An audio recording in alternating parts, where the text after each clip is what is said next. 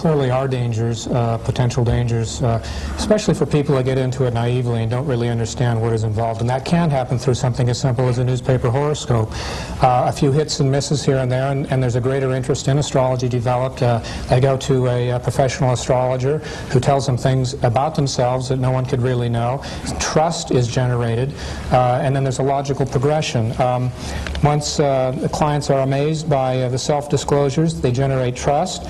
Trust leads to deception. Deception produces unwise or immoral decisions and actions, and these produce tragedy. Now let me show you some examples of why this is true. One astrologer predicted that a child would be born mentally retarded. And as a result, an individual, the mother, decided to have an abortion.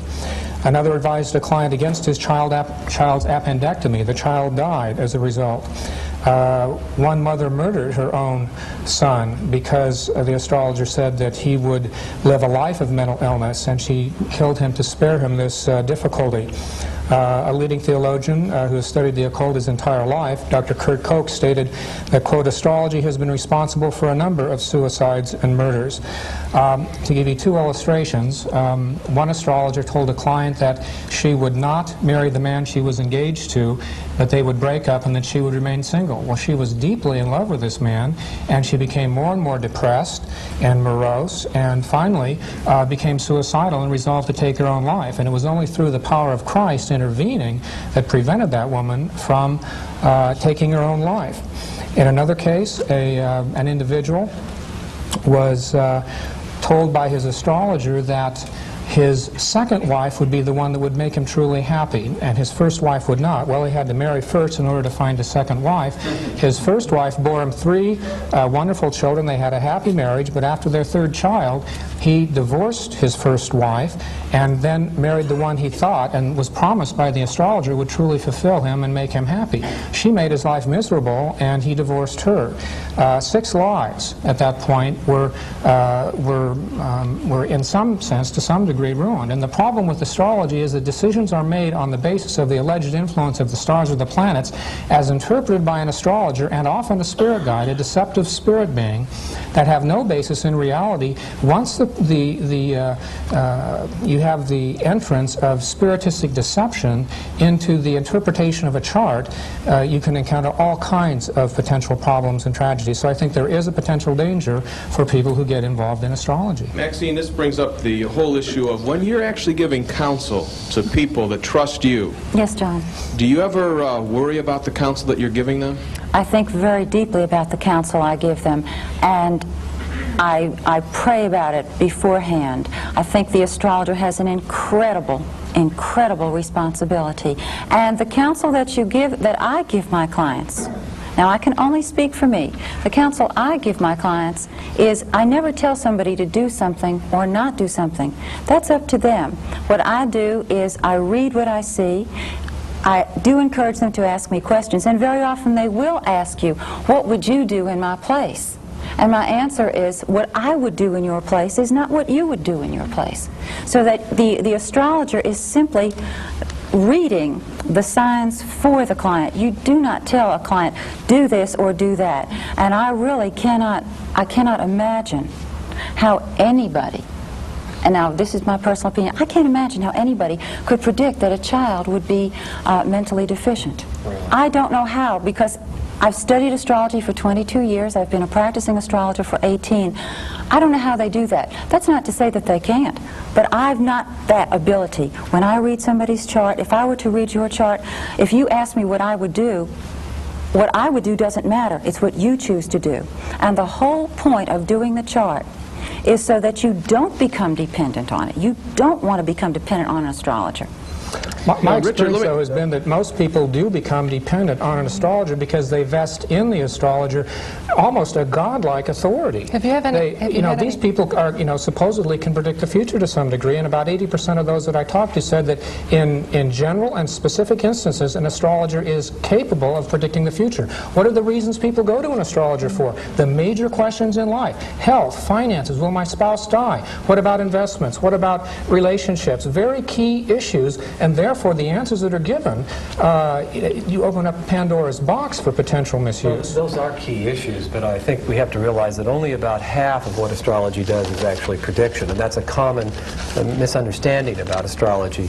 There is another part where you talk about character analysis and so forth, and personality characteristics in very much the same way a psychologist does. And I think that certainly we could say that the obvious misuse of astrology is pointed out in these cases. Okay. That similar misuses have occurred in psychology. Two questions I have for you here, Terry. One is, maybe you're familiar with Richard Knoll. He's got an AFA insignia on his book, Yes, Interpreting Astrology, and he's got one about the techniques of astrology. In there, he made an astounding statement to me. He was, first of all, taking apart astrology before he put it back together.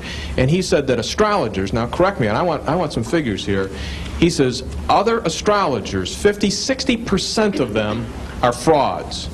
Okay? 50 to 60% of them are frauds. Now, in what way are they frauds, and what can we do about that? Well, of course, again, as I think as Maxine has said over here, I'm not sure what he had in mind. I'd have to have him here to ask him. My own particular belief wouldn't be that 50 or 60% of them are intentionally fraudulent. That's the point that he makes. Yeah, They're not intentional, but they are fraud. For example, we were talking about the fact that we didn't like the idea of all these newspaper astrologers. Okay, well, that's a bundle right there. First of all, it all depends on how much knowledge you have to have before you are permitted to call yourself an astrologer. I think we remember very well in the newspaper case where a very attractive young blonde lady applied to a particular newspaper syndicate, and within no time at all she was syndicated nationally with the sun sign column. She got rather I don't know, bold and admitted sometime later that she'd only studied astrology 3 weeks before they syndicated her. I've known cases of friends of mine that have been approached by major magazines in the country and asked to write a sun sign astrology column.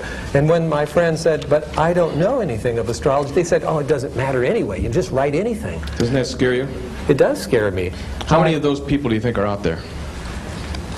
Oh, it'd be very, very difficult to estimate. I can only guess. I would say that, you know, I have a particular theory that amongst doctors, probably only medical doctors, probably only about 10% of them are really very good at what they do, and I think we could say the same for attorneys and auto mechanics. And I think we have to assume that that's probably true about every discipline. I'm not saying that 90% of them are unethical, but when you take in the unethical, the incompetent, and the snake oil salesman and all this, you put it all together, I think in almost any field, you know, you're going to find that probably only about 10% of them actually end up being very good at what they say they can do. I got to take a break. Well, you got a final comment? I would really disagree with that. I think most of your MDs are responsible and ethical. Maybe only a few percent are frauds. But John Townley, he's a respected U.S. astrologer with 20 years experience. He says this, quote, I would say that most of the accusers of astrology are probably correct. They think that astrologers are 100% charlatans, but I would bring it down to 90%. In other words, he's saying 90% of astrologers are charlatans. Your chance of getting a charlatan are 9 out of 10.